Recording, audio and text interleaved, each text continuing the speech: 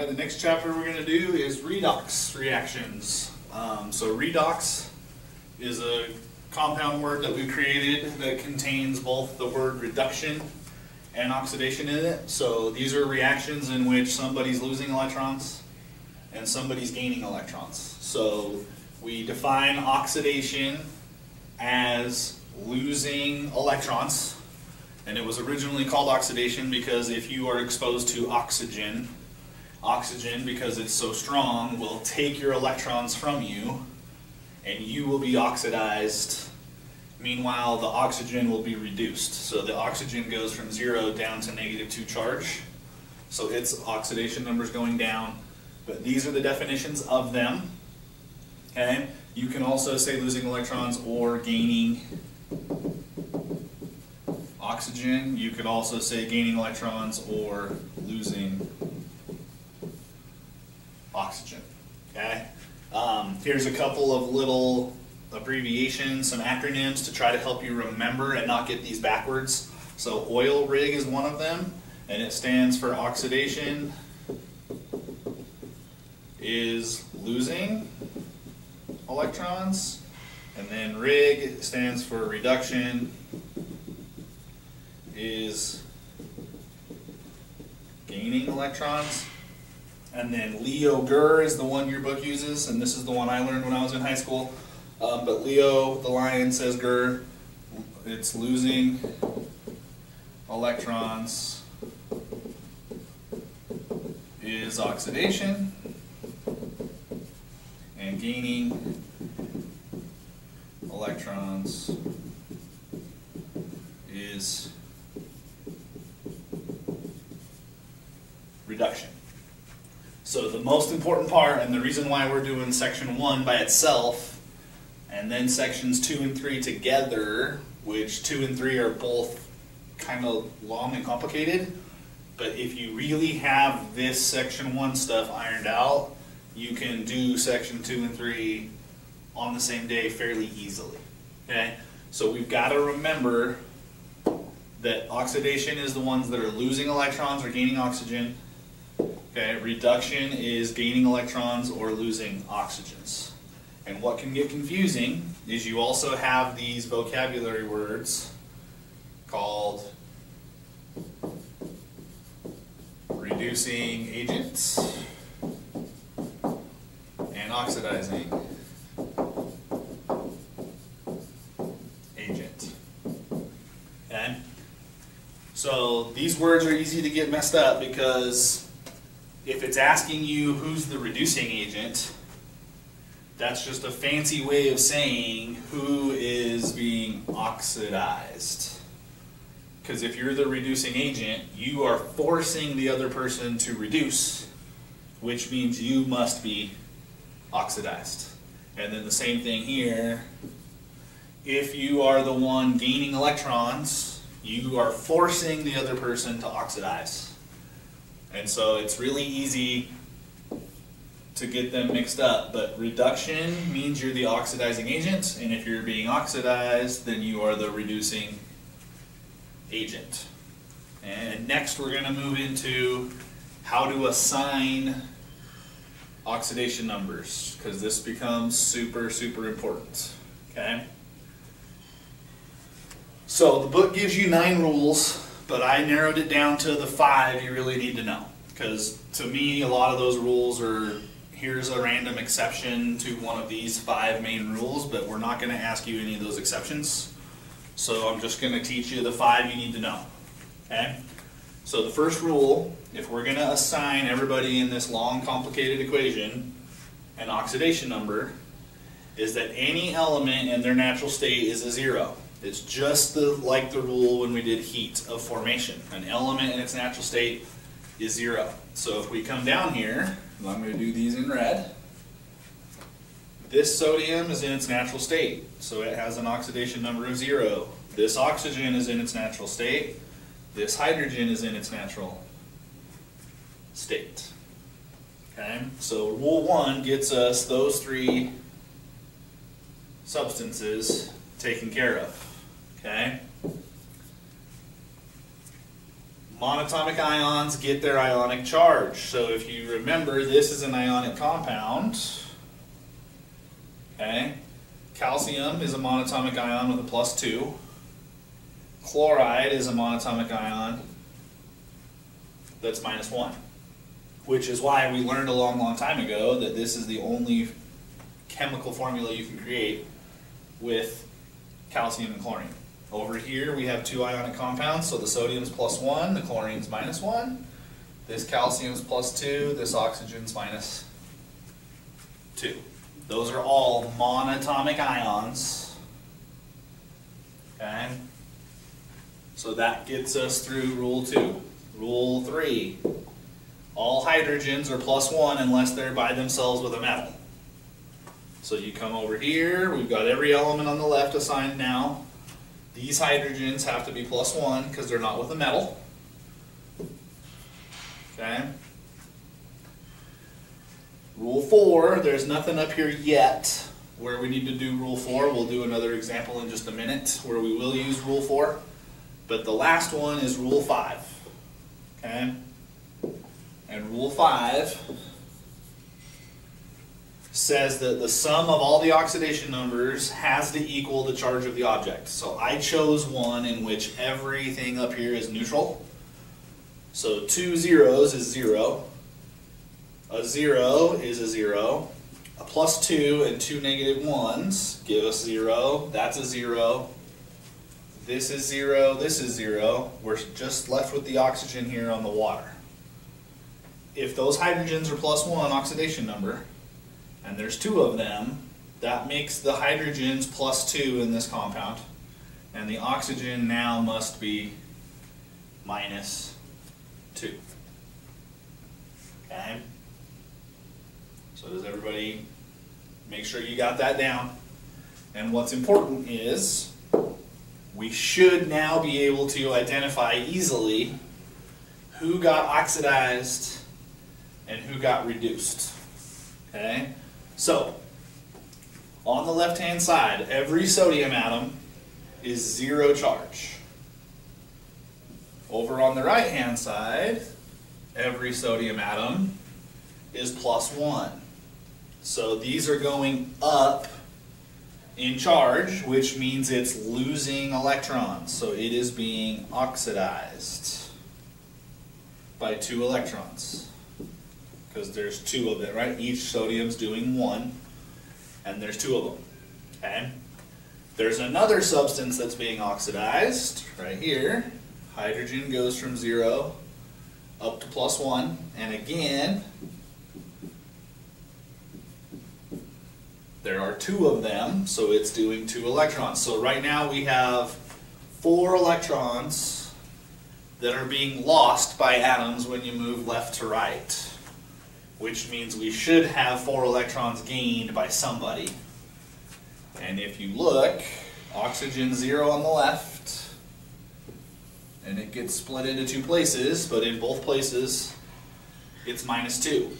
So the only way these 2 oxygens could become -2 -2 is if they're being reduced by 4 electrons. And if you remember back from our net ionic equations, not only do you have to have the atoms balanced, you must have the charges balanced, and now when we move into the next section, when you're balancing these redox equations, you have to make sure that the number of electrons being oxidized is also equal to the number of electrons being reduced. Because up until now, we've never worried about the electrons. We've only concerned with protons and neutrons. But now we're having to keep track of protons, neutrons, and we have to keep track of our electrons. Okay, so I'm going to do another example problem for you. Okay, so if you have those rules written down, keep them close. Okay, I'm going to try to keep it in the screen, but I know it gets a little bit small. So we're going to do a single replacement.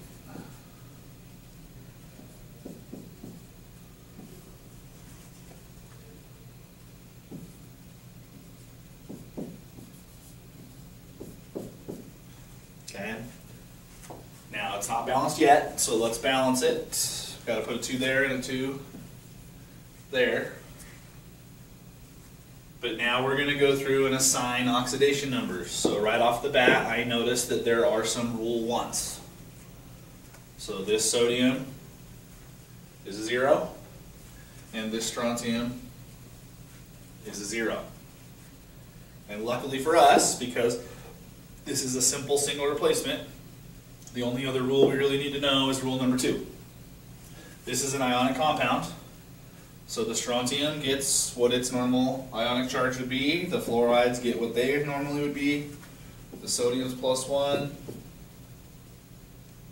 the fluoride's -1. Okay? To make sure we did it right, we double check the number of electrons being oxidized and reduced. So the sodium is going from 0 up to 1, so it's being oxidized. Each sodium is doing 1 electron, but we have 2 atoms. So we are being oxidized by 2 electrons total, which means someone else has to go down by 2, and lucky for us, the strontium is being reduced from 2 down to 0. Okay? And you can go back through any equation we've done the entire year and do this. We just haven't done it up until now because it's a little more complicated of a concept. It's really not that much more difficult. It just requires you to balance atoms the way we did before and keep track of the electrons. Okay, so I'm going to do an example that requires us to use number 4. Okay, right here. So we're just going to assign oxidation numbers in everybody for phosphate. Okay? So if you see an ion here, okay, there's nobody in their natural state. There's no monatomic ions because this is a polyatomic ion. And there's no hydrogen in it, which means we now need to look at these 2 elements, phosphorus and oxygen. The oxygen is more electronegative than phosphorus. Okay? So it gets what it wants. Oxygen wants to be oxide. So they're going to all be -2. So we have 4 oxygens that are all -2. Okay? And that's going to force phosphorus to be whatever it needs to be so that we can fulfill rule number 5, because this object has to have a -3 charge. And so right now we have -8 charge with the oxygens. So the only way we can get to -3 is if the phosphorus is a 5. So the phosphorus must be +5. And so that's how rule number 4 works. You'll run into it when you see complicated chemicals like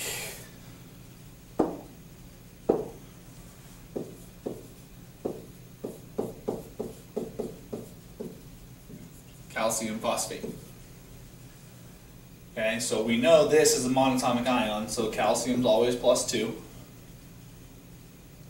Okay, and we know that the phosphate has to cancel the calcium charge, so these 2 objects have to be -3 each, and we would do the same thing. These oxygens are -2, that gives us -8, and then phosphorus must be +5.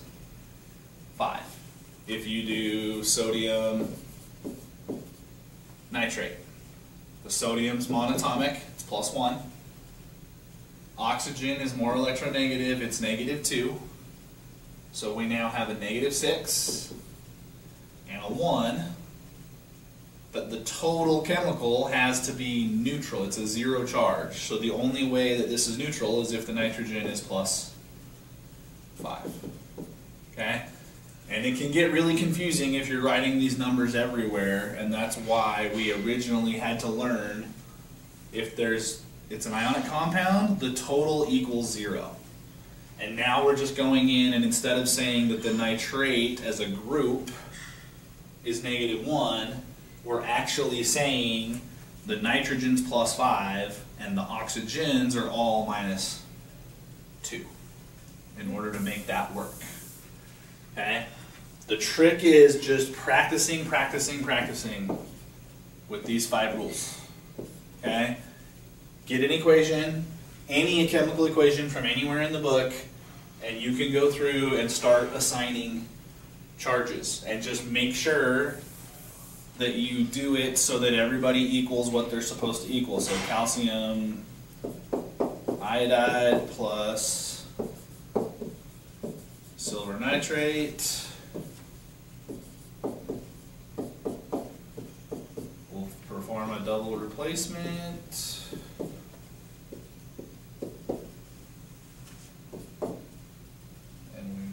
Calcium nitrate.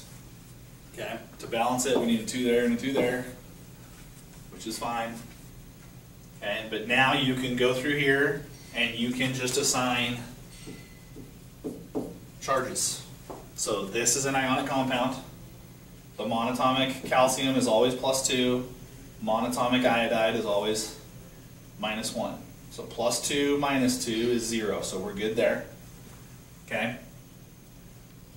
Oxygens are always -2. Nitrogen in this, because this is nitrate, must be +5, which makes this silver +1.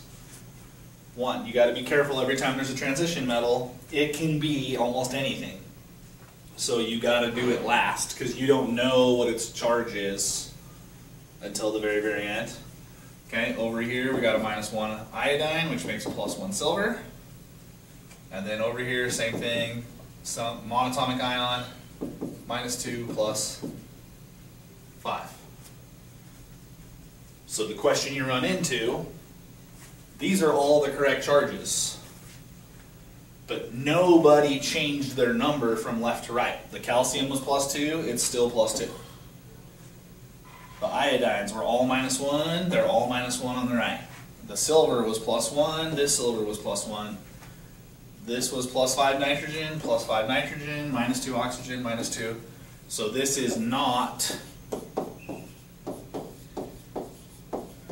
a redox. This is just a straight up double replacement, which is why it was fairly easy for us to balance them without doing the next section we're going to do, which is using these oxidation numbers to help us balance.